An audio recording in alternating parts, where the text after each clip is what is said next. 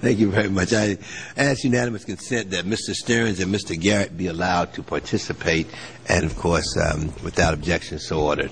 And I now Thank you, Mr. Chairman. Stearns. And Mr. Paulson, I hear your pain when you said you're just pained to be on that side of the table answering the gentleman's question. But isn't it true that Goldman Sachs benefited from AIG bailout? They got $13 billion and was the largest recipient of the public funds from AIG. And in fact, creating the collateralized debt obligation, the CDOs, form the basis of the current crisis we have today. But while you were CEO of Goldman Sachs, you were an active part of that business. So my problem is when you say you're pained by AIG, I go back to your bait and switch when you came here into Congress and you suddenly decided instead of buying the toxic loans, you're going to go out and start to give money to these people. So if you didn't have any credibility on the bait and switch, how do you have any credibility today to come before us and tell us that you're pained by AIG? Well, let me respond. Do you understand the credibility you have? You came here, you said in this 2.5-page bill that you wanted $750 billion.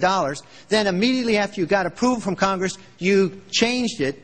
You baited us on, then you switched it, and then you started giving money to these institutions, the top 15 institutions, when all these people who had the loans, you could have worked out a homeowners equity plan around this country to help the people who are actually having their homes foreclosed. And you're helping AIG and you're helping Bank of America and you're bankrupting Lehman Brothers, who was your biggest competition. Isn't there some point you should have recused yourself and said, you know something, all my buddies and Goldman Sachs are over there. You know, I really feel that I shouldn't be making these decisions to make Lehman Brothers go bankrupt, that I really should recuse myself. And the fact is that you're coming here and say you feel the pain of AIG is just, it's just outrageous. Well, I would like to respond to you, Congressman, because I find your statement outrageous. Okay, Mr. Paulson. Well, let me tell you, I have the time, Mr. Paulson. Let me just say one other thing.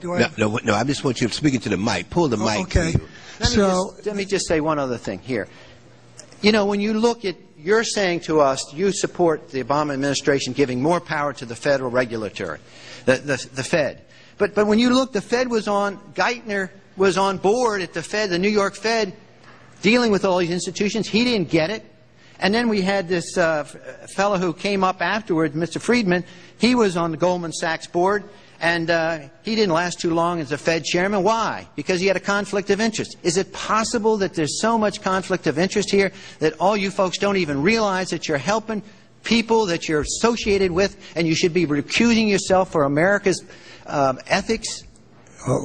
Let me make several comments.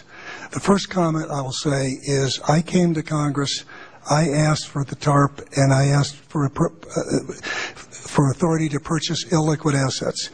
But in 10 days you changed your opinion. We changed because the situation changed dramatically. In 10 days? You betcha.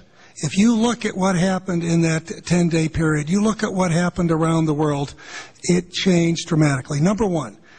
Secondly, I don't want you to use all my time. Okay, but I want to just respond to secondly. I left Goldman Sachs. I sold my shares in Goldman Sachs. Tax deferred too. You didn't have to pay any tax on your $200 million. I sold my shares in Goldman Sachs.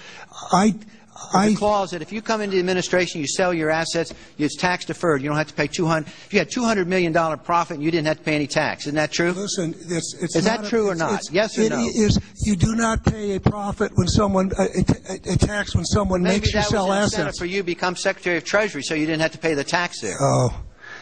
The next thing I would say to you, and say it very, very clearly, is I behaved with the... You don't think you should have recused yourself when you asked Lehman to go in bankruptcy, you didn't put Bear Stearns in bankruptcy, and then you folded Merrill Lynch into... I mean, isn't there some point where you got to say, hey, I got a conflict of interest here? You don't feel any kind of scintilla of ethics on this thing at all? Totally. I operated very consistently within the ethic guidelines I had as Secretary of the Treasury, and when it became clear that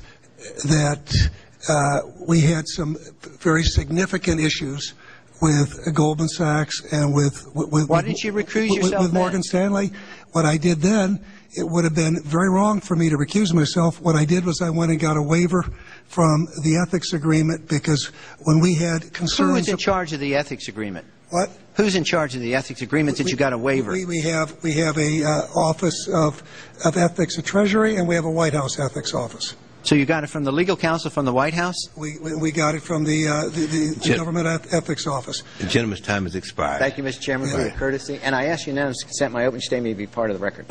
Without objection, so ordered. Yeah. The Congresswoman from California.